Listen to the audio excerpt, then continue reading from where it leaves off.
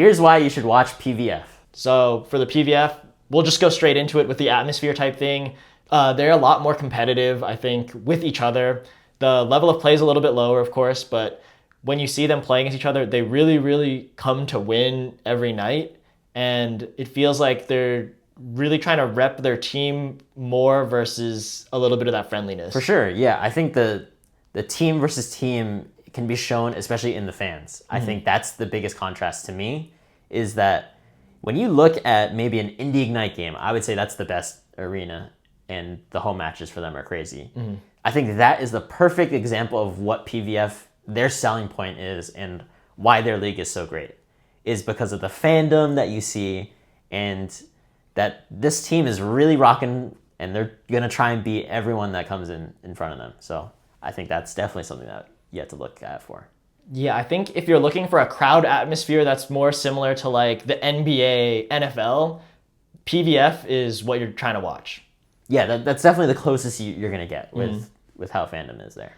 Yeah, and I think another thing to note would be that the play might be a little bit lower level than the League One per se, but in PVF, they're really, really scrappy. So you're getting a lot of scrappy plays, but a lot of people are throwing their bodies on the ground, really trying for every point. So it's fun to see that level of hustle that sometimes can be missed in other leagues.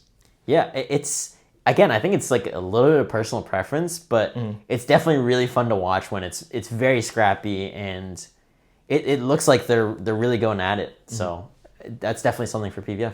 Yeah. And another pro for the PVF is that this is a league where you know that there's going to be continuity between years. Players are signing contracts that can last a little bit longer. Players want to stay in their home cities, home draft cities. So you get to see players like Leah Edmond, Morgan Hens sticking with the Atlanta Vibe for now 2 years, going to be more years in the future. So it's good to have players that you can root for, and you know you're going to root for them for multiple years to go. Yeah, I think, again, that's a really good pro for PVF, is that this is what's going to build the fandom for one certain team is, again, like, you know the players that you're probably going to see, so it definitely can make it more fun to watch.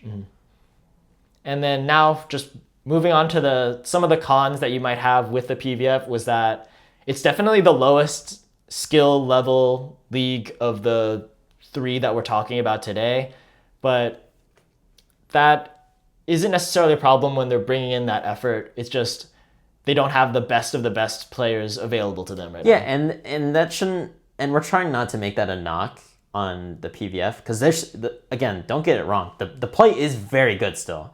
It's just when we're comparing between each other, we just feel that there's a little bit of a level difference. But again, I think the PVF is still very fun to watch just because of, there's a lot of really good players in there. There's a lot of named players that is really fun to follow. So yeah, I think it's probably a little bit more from the physicality. I think the PVF has a lot smaller, like physically smaller players than the other leagues, but I think honestly that could also be a pro, especially for people who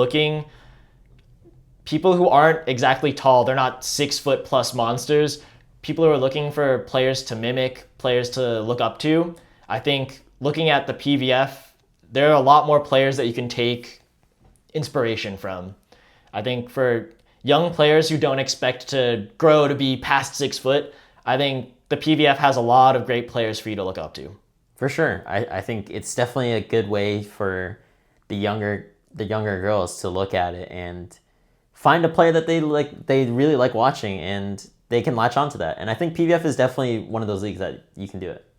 Yeah, I think even for, say, like adult or older players who aren't necessarily looking to go pro, play in college or anything like that, but that are kind of just looking to improve themselves in their normal like recreational play, I think a complaint that a lot of people have when watching pro games or men's games especially is that they're getting so high, they're playing so big, the game feels like a different game to them, but the PVF feels like maybe like the peak level that you could still get to a little bit more easily, because you're not watching 6'6" players go up and block each other, swing 95 miles per hour almost. So I think there's a lot of inspiration to take from the PVF. Yeah, I think for a women's league, it's looked very, very good. And again, it's like the contrast between like the men's and the women's game. And I think it's really good that for the US that obviously we're starting out with the more popular game, and it's for women's volleyball because it's so huge in high schools nowadays, and club volleyball is insane. And I think this is a great way for PVF League One to kind of show off what pro volleyball can look like in the US. Yep. And I think that's going to wrap it up for the PVF, but that physicality aspect is kind of good for moving on to the NCAA men's.